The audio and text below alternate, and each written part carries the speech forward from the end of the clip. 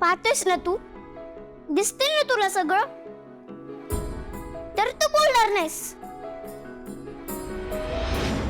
नुसतं कमरेवर अटून पाहत राहणार.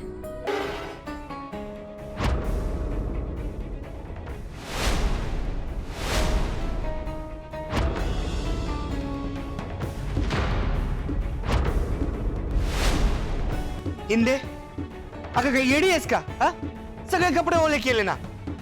अगं सांग ना, मोठ्या बाईने दिलेला ग्लासच कसा आणलास तू?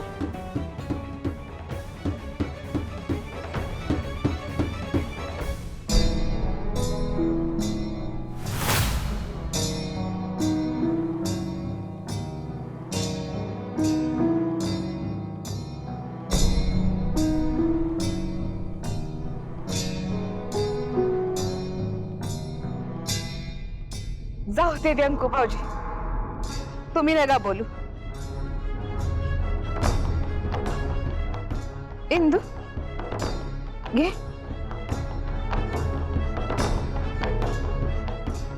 ये पाणी घे तू.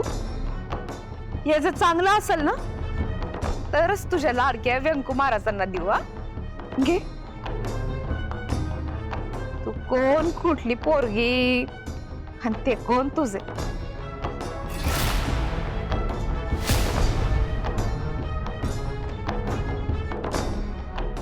आणि मी घरातली असून सुद्धा परकी. जाऊ दे घे. अहो, कुठे तिचं मनावर घेतात? लहान आहे, सोडून द्या. हा, असं कस? आता तर मी सोडणारच नाही.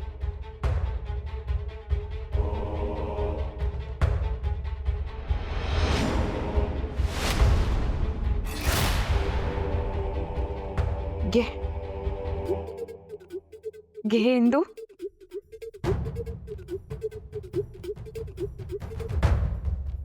घे पाय.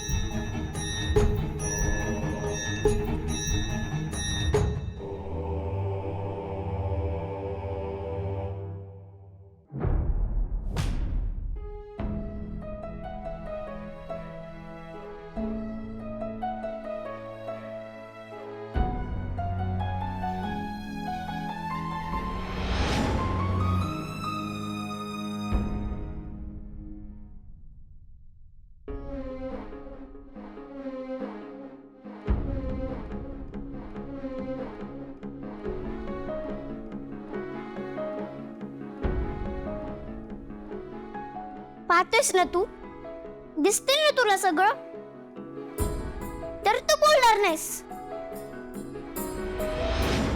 नुसतं कमरेवर अटून पाहत राहणार.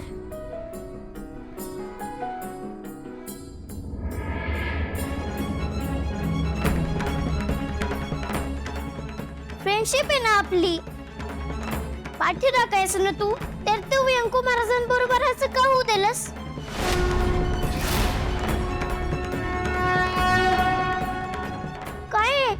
नक्की काय तुझ्या मनात?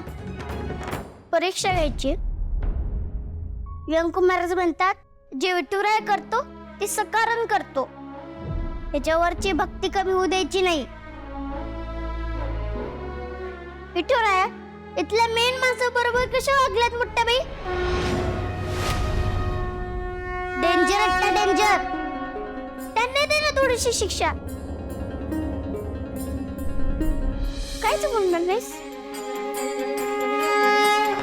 ठीक आहे, आता मी पण बोलणार नाही.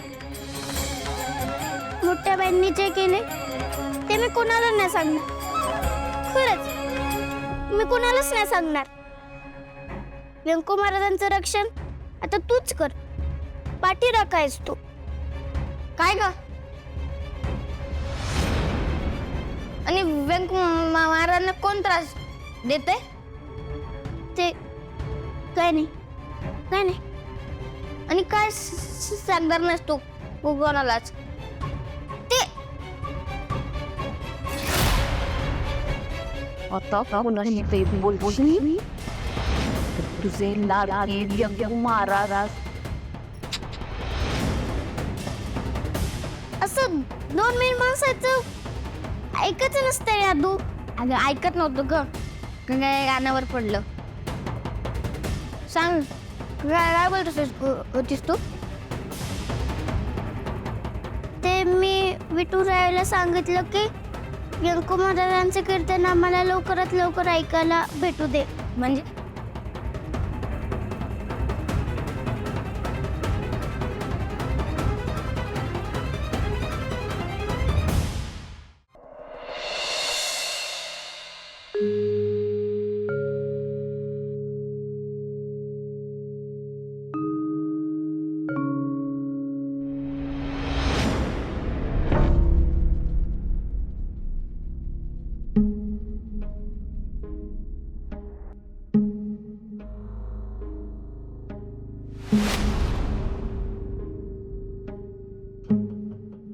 ये घे.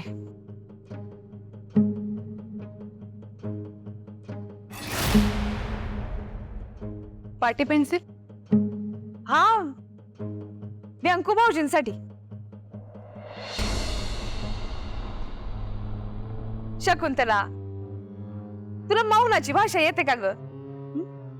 नाही ना, मला पण येत नाही. आता व्यंको भाऊजींना बोलता येत नाही ना, मग त्यांना काय हवं नको ते कसं सांगणार?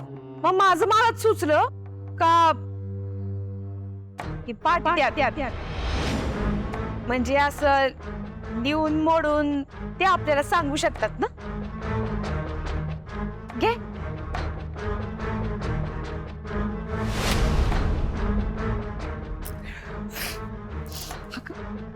शकुंतला,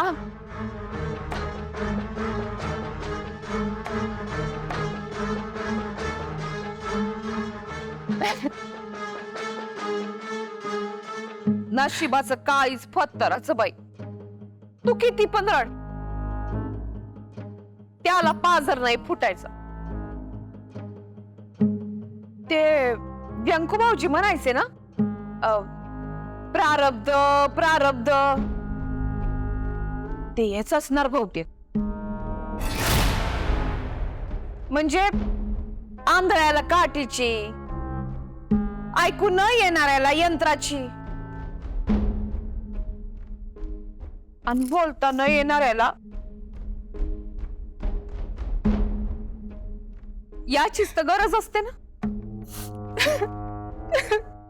अगं ये शकुंतला, रडायचंय का तुला? रड बाई रड. बस इथं बस. माझ्या जवळ ना काय ते रडून घे, दुसरं तरी काय करणार? मोठ्या बाई, यांनी कोणाचं काय वाईट केलंय हो? ते आता ज्याचं वाईट केलं त्यालाच माहिती. म्हणजे व्यंको भाऊजी कशाला कुणाचं वाईट करतील? इतका साधा सरळ माणूस. पण विठुराया पाहतोय. अगदी अगदी व्यंको भाऊजींसारखं बोललीस तू. विठुराया पाहतोय पाहतोय आणि तो पाहतच बसला. व्यंको भाऊजींचं असं झालं आणि तो पाहतच बसला. जाऊ दे, विठुरायाला काय पाहायचं ते पाहिल. शिक्षा करायची तर करील, नाही तर नाही करणार, त्याचं तो पाहिल. आपल्याला काय करायचंय? ते व्यंकट भाऊजी काय म्हणायचे? आलिया भोगासी असावे सादर. सादर बस तेवढंच पाहायचं आपण. हे घे घे ताई, व्यंकट भाऊजींना दे, त्यांच्या उशाशी ठेव. त्यांना म्हण तुम्हाला काय हवं नको याच्यावरती लिहून ठेवा.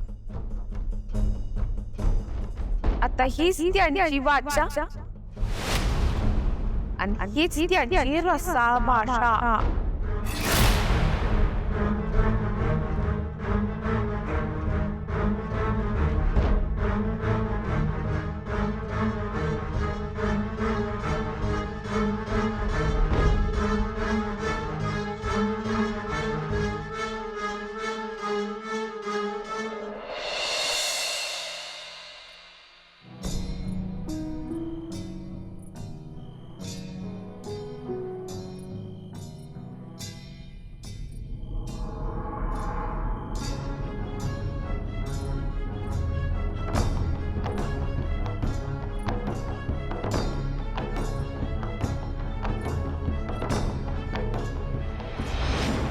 माझी वाणी गेली, तू माझी वाणी होशील का?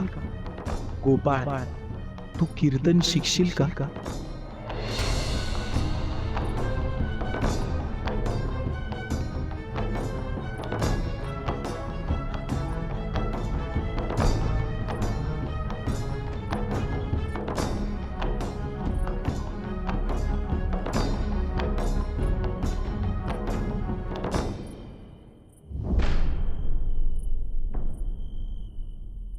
काय घेईन दे, काय चाललंय तुझ्या डोक्यात? हा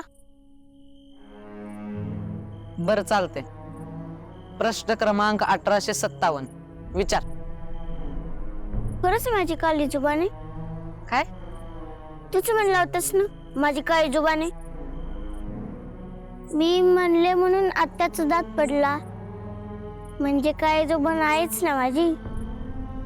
काही येडीस का ग तू जरा? हे मधूनच कुठं काढले तू? अगं येडे, तुला काय हे सगळं खरं वाटलं वय? तसं काय नसतं ग. ह्या सगळ्या योगायोगाच्या गोष्टीत का आलं का तुला? म्हणजे कावळा बसाला आणि फांदी तुटायला तसं झालंय ते. तुला काय खरंच वाटलं की काय की तुझ्याकडे सुपर पॉवर आली म्हणून? हा येडी हळद कुठली? ती चिठ्ठी दे इकडे. कशाची? ती दे तरी. पण कशाची? काय नाही.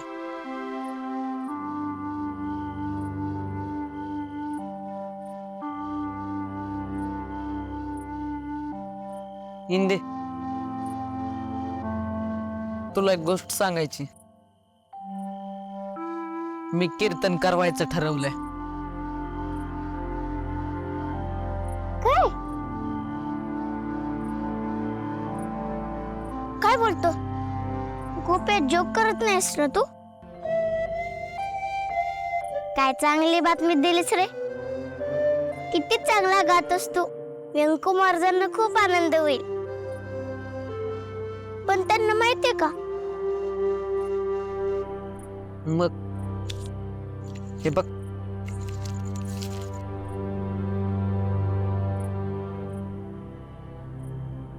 मी प्रॉमिस केले बाबांना. माझी वाणी गेली, तू माझी वाणी होशील का? कीर्तन शिकशील का विचारलेलं बाबांनी. हो म्हटलोय मी.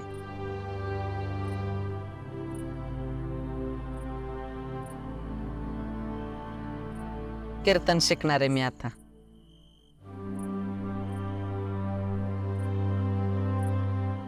गोप्या, तू खुश आहेस ना?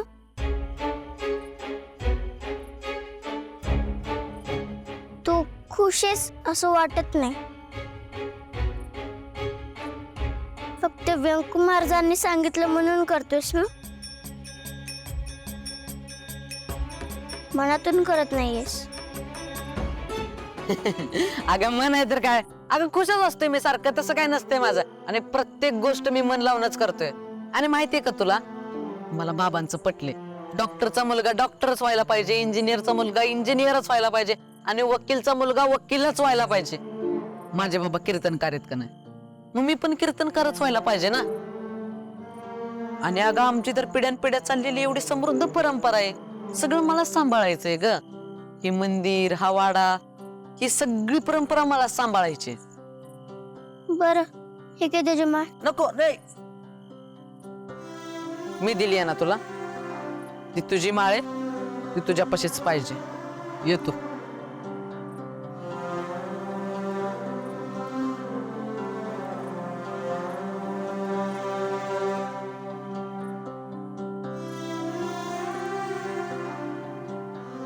हे जरा बेसलीच आहे, पण तरी राहत नाही म्हणून सांगतो. तू करच काली जुबानीस. तू म्हंटली होतीस ना आत्याचा दात पडल, पडला. आणि तूच म्हंटली होतीस गोपाळ महाराज दिग्रजकर कीर्तनकार होणार.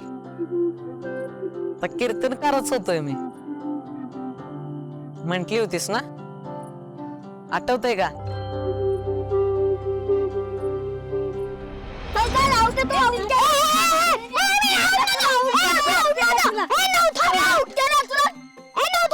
अरे तुला पुराच्या पुरा क्लीन बॉल केलाय.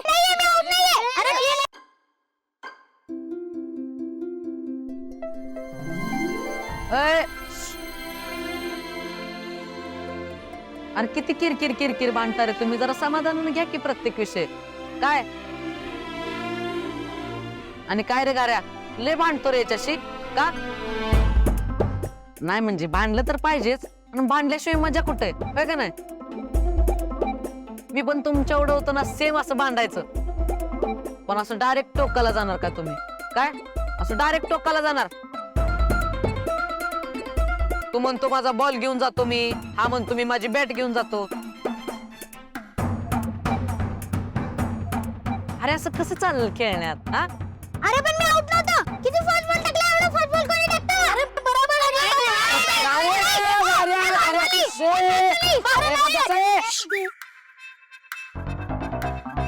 ए हो हो थांबा. अरे आत्ताच सांगितलं की तुम्हाला भांडायचं नाही म्हणून, आणि परत भांडताय वय? बर ते सगळं राहू दे, मस्त मजा करा, मस्त खेळा. हा परत असं भांडायचं नाही. वा वा, गोपाळ महाराज दिग्रजकर कीर्तनकार, किती मस्त बोलता तुम्ही. ए दे, तुला किती वेळा सांगितलंय ग गोप्या टोप्या म्हण, पण गोपाळ महाराज म्हणायचं नाही म्हणून.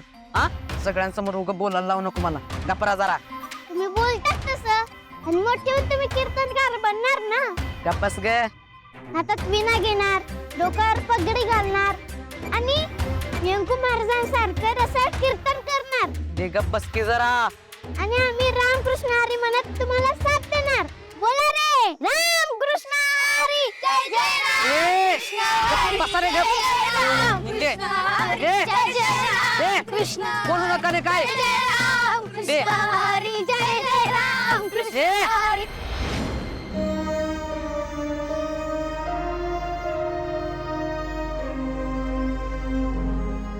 गोपाळ महाराज दिग्रजकर कीर्तनकार होणार, पण मी कीर्तनकार होण्यासाठी बाबांचा आवाज नव्हता जायला पाहिजे. हे ज्याने कोणी केलंय ना, त्याने लय रॉंग केलंय.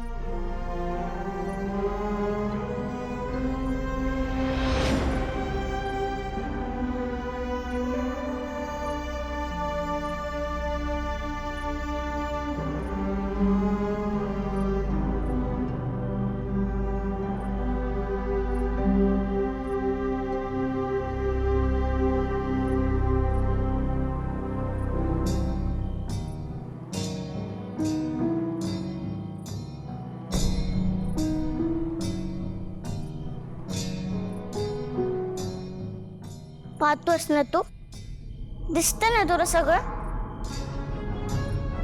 मोठ्या बंडी व्यंकू महाराजांची वाचच हिसकावून घेतली. ही व्यंकू महाराजांची इंद्रायणी काहीच म्हणजे काहीच करू शकली नाही. त्यांनी मला धमकी दिली आहे. मी काय बोलले तर व्यंकू महाराजांना विष देईल. त्यांचा आवाज किती गोड होता. ओवी, अभंग, कीर्तन, निरूपण किती भारी म्हणतात. पण ते संपूच नाही असं वाटतंय. तू पण ऐकतोस ना? ऐकतोस की नाही?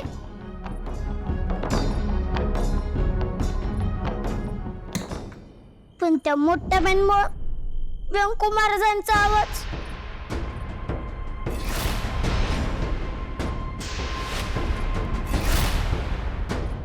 व्यंकू महाराज म्हणायचे कोणाचं वाईट चिंतू नाही. पण आज विठुराया वाईट करणाऱ्याला वाईटाचं फळ दे, मोठ्या बाईंना शिक्षा दे.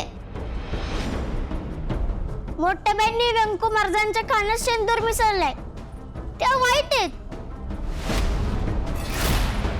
मोठ्या बाईंना चांगली अद्दल घडव, त्यांना शिक्षा कर.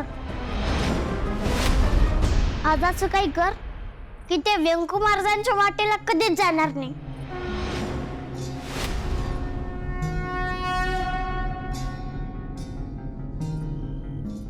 आत्या म्हणती माझी जीभ काळी आहे. गोपा पण आत्ताच म्हणला माझी जीभ काळी आहे. आणि जर तसं असेल तर तसं होऊ दे. मोठ्या बाईला शिक्षा झालीच पाहिजे. खरंच मोठ्या बाईला शिक्षा झालीच पाहिजे.